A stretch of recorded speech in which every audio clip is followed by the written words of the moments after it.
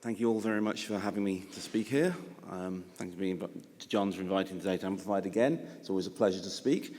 I'm going to talk a little bit about the wider international perspective and the ISSB standards, and then my home ground, the taxonomy. As John said, I'm a member of the taxonomy staff working for the IFRS Foundation, with the wonderful opportunity to work both on their accounting taxonomy, representing the accounting standards, and on the taxonomy representing the sustainability standards that have been developed by the International Sustainability Standards Board. I'm going to start off just by giving you a bit of an introduction to ISSB and the ISSB standards. Most people will probably know a lot of this, but there we are. While sustainability reporting has been around for a while, there were various specific circumstances that led to the creation of the ISSB. Largely that for a long time, investors need decision-useful, comparable information. There had been a plethora of different standards, information being provided in consistent manners to meet meeting the needs of different audiences, and that led to confusion and then difficulty for users using the information, difficulty for the capital markets to make good use of that and to actually provide leverage through the capital markets. And by consolidating a various alphabet soup of initiatives, ISSB, IIRC, CDSB, TCFD, into the ISSB, we've managed to get sort of international support and alignment for a global baseline of sustainability disclosures, which are fairly well supported by various bodies such as the G7, G20, Financial Stability Board, and the ISSB has a transparent, rigorous due process to develop those standards. So they're getting a lot more traction and a lot more consistency. Those standards exist essentially to enhance the investor-company dialogue, to make sure that we can focus on decision-useful information being available, that's assurable and meets the information needs of investors, and equally focusing on ensuring that is cost-effective, enabling customers to communicate globally and comprehensively about their sustainability-related risks and opportunities, and to balance those two things. By the usual yardstick of international standard setting, or at least the historic yardsticks, the ISSB standards have been developed at a fairly rapid pace. I mean, I think for most international standard settings, you're expecting to see decades listed along the bottom, not sort of years. And from the formation of the ISSB just at the end of 2021 to the publication of the standards in 2023 and the taxonomy supporting them fairly shortly afterwards, and now moving into a sort of support for implementation phase and support for adoption. Talking of adoption, there have been a little over 30, I think, jurisdictions that have either made final decisions or are currently doing consultations and discussions on adopting the ISSB standards. And obviously these are largely the first movers. There are lots of other people waiting and seeing and sort of contemplating internally with a little less noise as well. Obviously, the ISSB's responsibilities don't just stop at setting the standards. And our priorities at the moment for 2024 are largely around implementation, supporting the implementation of IFRS S1, which is the sort of general sustainability disclosure standard, and S2, which is the more specific one for climate, through things like educational activities and a capacity building program. Also working with jurisdictions on adoption and supporting them through that journey of working out how to apply the standards in their territories and what is required, and helping market adoption of use of the standards. And also looking forwards a little bit, building out that global baseline of standards. As I said, we have a base standard that's the general sustainability S1 that covers all your risks, but at a fairly high level. And we have a more detailed standard around climate at the moment. There are obviously many other topics that are relevant for sustainability, And there's ongoing work at the moment around biodiversity and ecosystems and human capital. And we've also just completed a agenda consultation which will set the things further out. But those are the topics we're working on for the next few years. As I said, the ISSB is currently sort of focusing on capacity building. We've got about 40 plus global and local partners that have joined us in our partnership framework to kind of build materials, build training programs, work with jurisdictions and reporters. That partnership framework was launched at COP27. And I should note, of interest, of course, is that Explore International is now a member of that framework partnership and will be helping develop materials for the sort of digital reporting side of things and the implementation of that.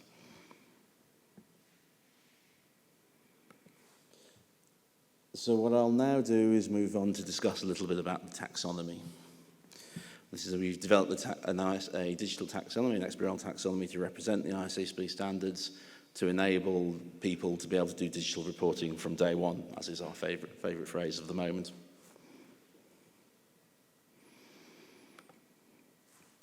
So, I mean, it's clearly obvious. I think we all know where does the taxonomy sit. It sits in that space of codifying those standards in a way that allows you to represent digital transfer between companies and investors in a way that sort of simplifies that process, that allows people to make sure they're talking about the same things and to easily convey and extract information. And obviously the main thing is that it's driven entirely by those standards.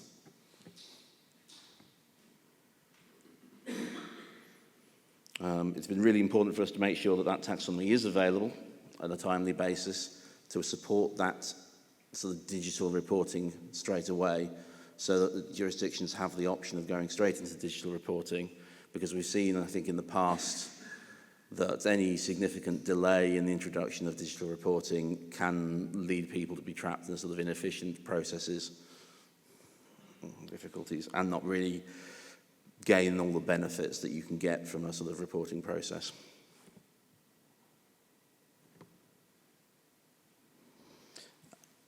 What I would say is it's very important for regulators who are implementing in jurisdictions to get involved in this process and to use the ISSB taxonomy where they're using ISSB standards to maximize that ability for global comparability, for ease of use of that data, and to make sure that the sustainability-related reporting is as efficient as it can be. I mean, as you know, the whole point is that the taxonomies provide a sort of common dictionary, a common understanding of what the data is supposed to look like, which enables you to deal with easily with issues such as different languages, obviously important in an international context, different phrasing, different wording, different identifications of concepts, and allows you to skip through all of that and very easily extract and identify comparable information. Importantly, the taxonomy only reflects the requirements and the accompanying materials of the standards. We're not adding anything else, any new requirements at that level. They're all derived directly from the standards.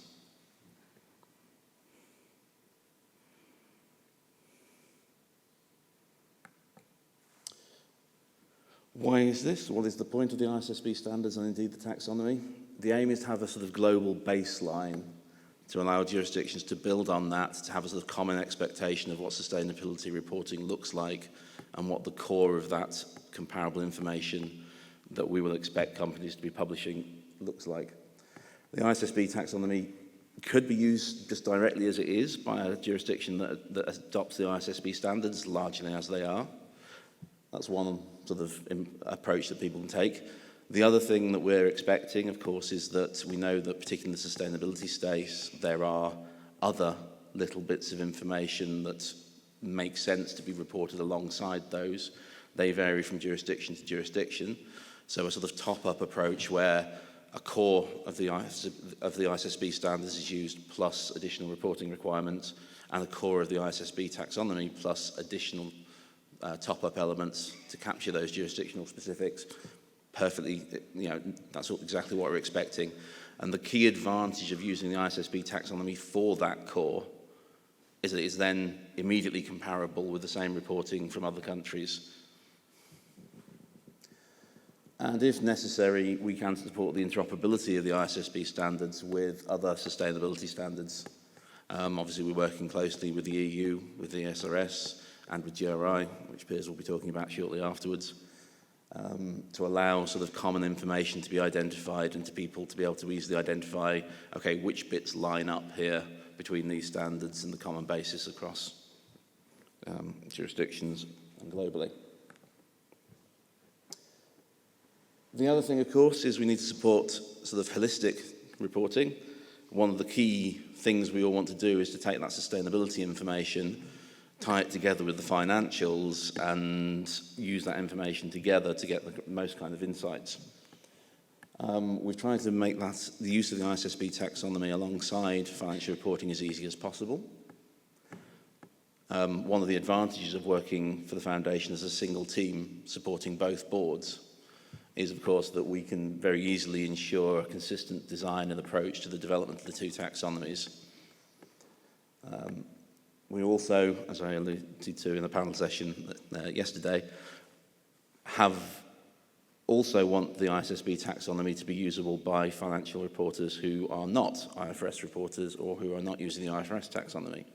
And so we've made various design decisions as we were building it to try and make it usable effectively with other gap-based taxonomies.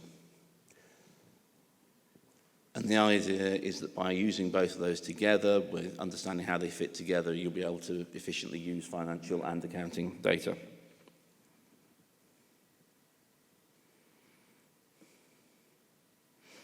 Another advantage of that consistent taxonomy design is, of course, for the large number of companies who are IFRS accounting based and who will be doing ISSB reporting. There is a consistency in the approach and design to that taxonomy. One that gives us the benefit of the knowledge available either in the technology firms or within reporting firms themselves being as transferable as possible between the two things. We haven't tried to do the same thing in different ways. We try to make it as consistent as possible so any knowledge that is out there in the community is as transferable as possible. And as I said, we have a great deal of connectivity between the International Accounting Standards Board and the Sustainability Standards Board. Taxonomy is one of the sort of really good examples of that. We're trying to maximise those synergies between them, so we have a shared staff that supports both, that talks the same language to both boards and tries to, explain things in similar ways. We use a shared advisory group, which we call the IFRS Taxonomy Consultancy Group, which involves about 20 or 30 experts from around the world who volunteer their time very helpfully to help review what we're doing, provide guidance. And though that group looks at both the accounting and the sustainability side, so has that opportunity to sort of maximise the transfer of knowledge between the two and the consistency. And we have common educational materials, guides and things like that that try and support the use of both the taxonomies. And in terms of developing the sort of strategic framework and direction of both boards in regards to digital reporting, there's obviously constant crosstalk and making sure that the two kind of decisions are cognizant of each other, not necessarily and interconnected. Obviously, they have different requirements because accounting and sustainability are at different phases in the kind of development life cycle. So there's some elements of different emphasis, but there is at least a consistency in the sort of direction of travel for both. We obviously, as I was saying, we're in more a help for implementation phase at the moment. So we've reduced some more, and we know that sustainability side, this is a lot of people's first exposure to digital reporting, or at least within firms, more people, different agencies in different countries.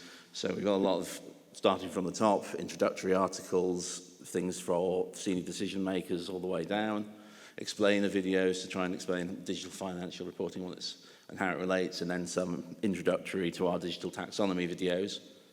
Those are all available on the IFRS website. We're also continuing to develop materials to support the adoption of the taxonomy. So we have a preparer's guide, which we're updating to consider sustainability as well,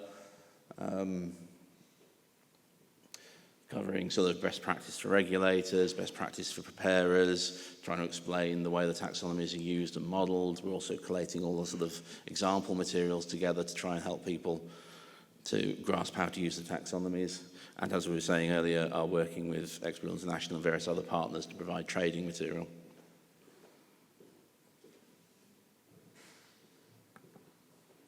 So, hopefully we're back on time. Thank you all up. And if we have any questions. Are there some questions for Owen?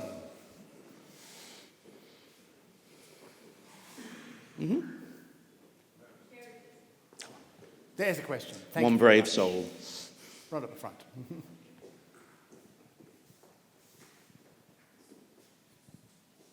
Thank you. So just briefly to introduce my background, because I come as an auditor and also as a data expert, so that is why my question might seem a bit off. But I'm wondering, because now when we are building all of these taxonomies, we have just had the ISSB standard written, and it seems to me like the approach is that we are building the financial standards and the reporting standards to businesses, but making the format requirement relatively open to them, as long as they have the right disclosure information. Then we are pushing this down to some kind of structure in a digital format. But are we also pushing the other way around, trying to have the information in the physical reports more structured in a way that it will make it easier to tag and actually do this digitalization process? Because it seems to me to be a lot of work for the auditors to actually understand this link. That's a very good question, and I'll probably come at it from two different directions. One of them is a sort of high-level principles question. Yes, it's true that the IFRS sustainability standards are quite principles-based, they're quite high-level, they give a lot of flexibility in presentation and disclosure formats, even more than the ISRS do. For example, the ISSB standards don't even opine on where in your documents or publications the report should be, whether they should be one report, multiple reports, positioned in the management section or anything. They're sort of any way you want is okay. A lot of flexibility in format. You're right, that then makes some difficulty in digitizing it.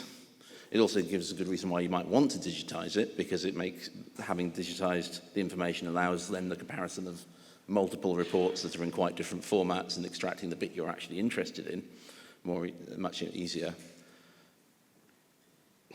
Okay. I think at the standard setting level, there's a lot of preference for that, allowing reporters that flexibility to present things the way they want to and tell the story they want to tell. It's true it makes sometimes taxonomy development interesting. And then to flip it on its head, it's also true that when you then start to develop a taxonomy, quite often you look at the standards and the way they're written, and you might say, this isn't actually very specific about what information is being conveyed. Are you sure that it will, the standard as you've started to draft it, will actually get people to provide the information that the users need? And in many ways, the taxonomy team, partly because we have access to the standards as being drafted, partly because we're looking at them from a data perspective, are well placed to provide that kind of feedback to the standard setters. And whilst the IFRS standards were being developed, we had the wonderful opportunity to have a brand new greenfield standard being written and be in the room and talking to the standard setters, asking them questions about exactly what they meant by certain things, prompting, well, considering how we might digitize that and giving that feedback. So we have actually had a nice process of providing in certain areas that kind of feedback to say, yeah, this standard might actually be more helpful if it was slightly worded just a little bit differently to encourage a bit more structure. But it's an ongoing process. But it's an ongoing process. There will be some changes. It is an ongoing process. It's one of those things that will develop as time goes by. Both the standards will develop in response to the way the market deals with them, and then the taxonomy will develop in terms of analysing common practice and the way people actually disclose things, and maybe adding structures that model common ways of disclosing to make that capture easier. Thank you very much, Owen.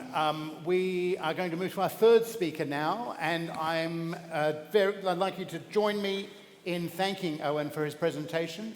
He will be back because we're going to put our speakers on a panel with Stuart Rowan to discuss some of the intricacies. So you'll have another opportunity to ask questions of them all. But please join me in thanking Owen Jones.